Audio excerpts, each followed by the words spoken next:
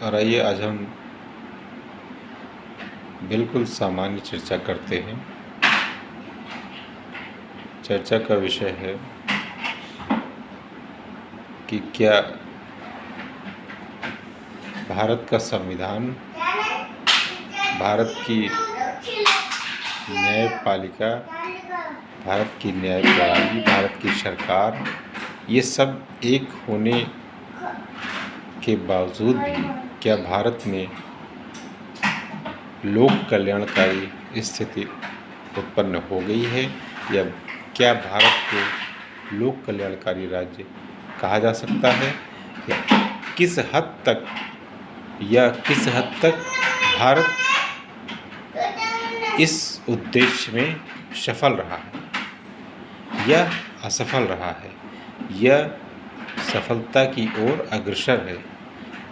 क्या हम भारत के संविधान के आज की स्थिति को देखते हुए, भारत की व्यवहारिक स्थिति को देखते हुए क्या हम ये कह सकते हैं कि आज़ादी के इतने वर्षों के बाद भी जो आज की स्थिति है उसमें क्या सब कुछ ठीक हो गया है? इस बात पर चर्चा करने के लिए हम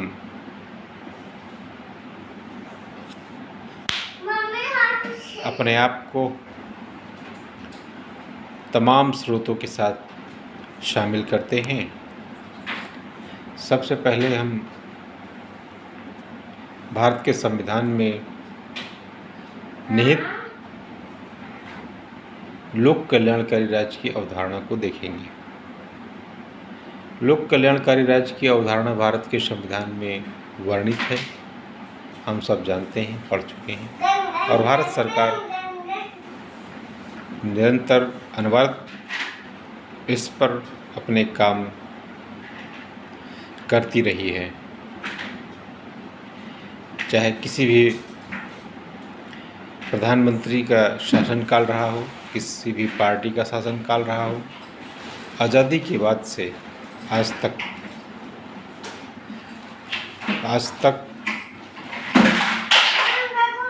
भारत का जो स्वतंत्र भारत का इतिहास रहा है वो इस बात का साक्षी रहा है, इस बात का अनवरत साक्षी रहा है कि प्रगति के पथ पर भारत अपने कुछ कदम डगमगाया भी है और कुछ अच्छे कदम चले भी हैं। हम लोगों को अक्सर ये पढ़ाया गया है, बताया गया है और लिखाया जाता है, हमारे प्रोफेसर्स, हमारे टीचर्स बताते हैं और अच्छा आंसर लिखना सिखाते हैं और अच्छी वार्ताएं होती हैं और अच्छे डिबेट होते हैं और हर डिबेट में कोई न कोई निष्कर्ष निकलता है और कभी कभी निष्कर्ष नहीं अच्छा निकलता है।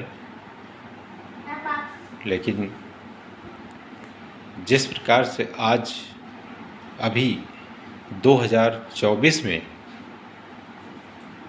वर्तमान यथास्थिति सरकार की है, चाहे राज्य सरकारों की हो या केंद्र सरकार की, हम कह सकते हैं कि सरकार काफ़ी तेज़ी से भारतीयता के दृष्टिकोण से अपने आप को सरकार ने बहुत तेज़ी से बदला है और विकास की गति और लोक चेतना की इस ऊहापोह में विकास की गति को काफ़ी बल मिला है।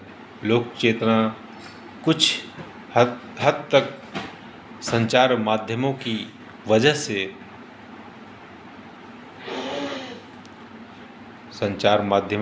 से अपने को थोड़ा व्यापक स्तर पर पाती है। हमारे देश की लोक चेतना जो पहले दुनिया के तमाम विकसित देशों की लोक चेतना थी, उस जैसी लोक चेतना आज हम देख पा रहे हैं, लोग अवेयरनेस देख पा रहे हैं, लोग जागरूकता देख पा रहे हैं। और ये बड़ी अच्छी बात है कि सरकार को इस और काफ़ी जेस्चर्स, इशारे मिले हैं और सरकार ने इस पर काम भी किया है और कुछ नए कानूनी अमेंडमेंट हुए हैं और उन नए अमेंडमेंट के आधार पर सरकार, हम ये कह सकते हैं कि अब सही रास्ते पर चल रही है। लेकिन ये सबसे ज़रूरी और ध्यान देने योग्य बात है कि हम प्रगति में, मैंने पहले भी कहा है कि कभी पीछे हटते हैं, कभी आगे बढ़ते हैं। तो ये दुनिया के किसी भी विकसित देश में ऐसा नहीं हुआ है, या बहुत नाम मात्र के देशों के साथ, कुछ गिने चुने देशों के साथ ऐसा हुआ है कि वो अपने विकास में पीछे लौटे हों। भारत एक ऐसा ही उभरता हुआ देश है जो आज की स्थिति में, वर्तमान संदर्भ में, दुनिया के तुलना में गतिशीलता की जो तीव्रतम वृद्धि प्राप्त की है, उसके लिए प्रशंसनीय है। और ये आज के जो सोर्सेस हैं हमारे देश में, उनका सही उपयोग हो रहा है। स्वच्छता पर ध्यान दिया जा रहा है, स्वच्छता पर सबसे ज़्यादा ध्यान दिया जा रहा है और सुरक्षा पर ध्यान दिया जा रहा है। स्वच्छता पर ध्यान दिया जा रहा है, सुरक्षा पर ध्यान दिया जा रहा है और शिक्षा पर ध्यान दिया जा रहा है, एजुकेशन पर ध्यान दिया जा रहा है। और ये बड़ी, देश के लिए बड़ी खुशी की बात है कि इस पर खुलकर चर्चाएं हो रही हैं। अध्यात्म पर बहुत बड़ी बात है कि जिस प्रकार से हम देश को, अपने भारत को संसार का गुरु पा रहे हैं आज के युग समय में, तो आध्यात्मिक उन्नति भारत की बहुत अच्छी हुई है। और ये बहुत बड़ी बात है देश के लिए भी और दुनिया के लिए भी। हमारे देश के लिए ये गर्व की बात है कि देश की आध्यात्मिक उन्नति हुई है और इसका दुनिया पर असर भी पड़ा है। हमारे देश में यूँ तो विकास की हर आधारशिला, दुनिया के जितने भी देश हैं उन सब के विकास की आधारशिला हमारे देश से ही होकर रखी गई है। ये कोई माने या न माने, ध्यान से देखेंगे तो उनकी जड़ें हमारे देश भारत से ही प्रारंभ होती हैं। और ये मैं देख पा रहा हूँ इतिहास में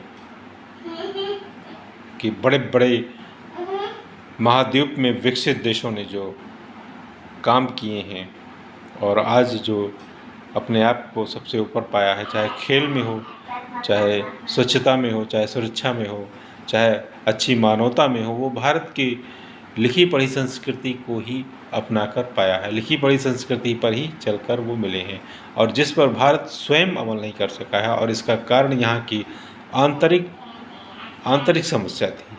भारत की जो सबसे बड़ी समस्या है वो अब कम हो रही है, जो कि अभी तक थी वो ये थी आंतरिक समस्या, आंतरिक राजनीतिक समस्या, आंतरिक आर्थिक समस्या, आंतरिक व्यावहारिक समस्याएं बहुत ज़्यादा थी। इसलिए हम विकास में काफ़ी हद तक पिछड़े हुए थे। और हम ये आशा करते हैं कि आने वाली पीढ़ियाँ, आने वाले समय में हमारे देश भारत में और अच्छे अच्छे लीडर आएंगे और ज़्यादा अच्छे तरीके से हमारी कानून व्यवस्था का, हमारे संविधान व्यवस्था का, हमारी न्यायपालिका, हमारी सरकार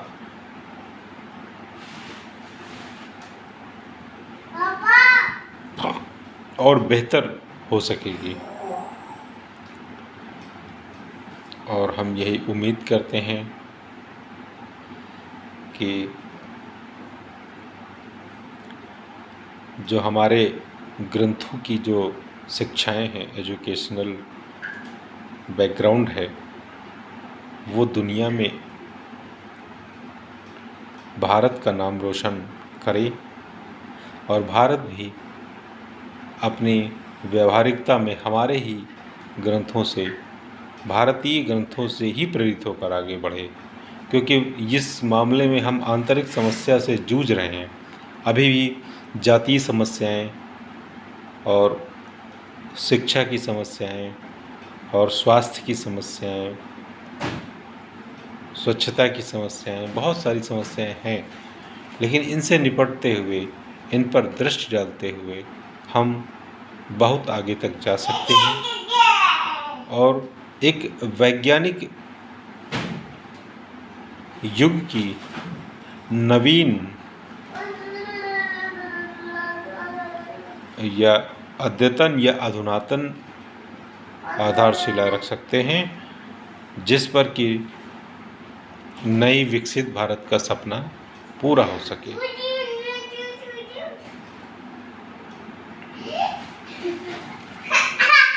इसमें कोई संदेह नहीं है, इसमें कोई संदेह नहीं कि हमारे पास हमारे विकास की सब संसाधन उपलब्ध हैं, मौजूद हैं। बजाय इसके कि हम आंतरिक कलह में, आंतरिक समस्याओं में जूझें, घरेलू समस्याओं में जूझें, जातीय समस्याओं में जूझें, हम देश के विकास में कितना योगदान कर सकते हैं, इस पर काम करें। हमें ये बताने की ज़रूरत नहीं कि हम इस समाज का प्रतिनिधित्व कर रहे हैं, हम भारत का प्रतिनिधित्व कर रहे हैं। हमें ये बताना चाहिए लोगों से कि हम भारत का प्रतिनिधित्व कर रहे हैं। हमें ये नहीं बताना चाहिए कि हम मुस्लिम समाज का कर रहे हैं, हम हिंदू समाज का कर रहे हैं, हम सिख समाज का कर रहे हैं, हम हिंदुओं में भी फलाने समाज का कर रहे हैं। इस तरह से बढ़ कर के प्रतिनिधित्व नहीं दिखाना है, बल्कि हम भारत का प्रतिनिधित्व कर रहे हैं और हम इस क्षेत्र विशेष में काम कर रहे हैं। आप देश पर बोलिए, आपको ज्ञान बहुत ज़्यादा है तो देश पर बोलिए, देश के विकास पर बोलिए, उस पर काम करिए। और आप एक जिम्मेदार पद पर पहुंच चुके हैं तो आपका दायित्व तो और ज़्यादा हो जाता है। जो आम नागरिक हैं वो सिर्फ अनुरोध और निवेदन कर सकते हैं, और जो सरकारी लोग हैं, जो व्यवस्था से जुड़े हुए लोग हैं, वो पूरी तरह से व्यवस्था में सक्रिय होकर के देश की नई विकास धारा में देश की जनता को जोड़कर, देश के साथ बेईमानी न करते हुए ईमानदारी से देश का विकास करने में, देश को विकसित बनाने में सहयोग कर सकते हैं। आशा करता हूँ कि आज मेरी भावनाएं, मेरे कहने का मतलब आप लोग समझने की कोशिश अवश्य करेंगे। कम समय में बड़ी बात कहने की सोच रहा हूँ, लेकिन शायद कह नहीं पा रहा हूँ, तो कृपया आप लोग उसको ज़्यादा समझें। धन्यवाद, प्रणाम।